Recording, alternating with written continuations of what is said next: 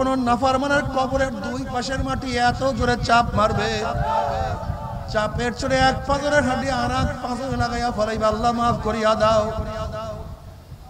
যদি মুসলমান না হইয়া কিয়ামতের ময়দানে উঠো, আরশের নিচে জায়গা পাবা না, সূর্যের গরমের নিচে অবস্থান করতে হবে, আল্লাহ মাফ করিয়া দাও।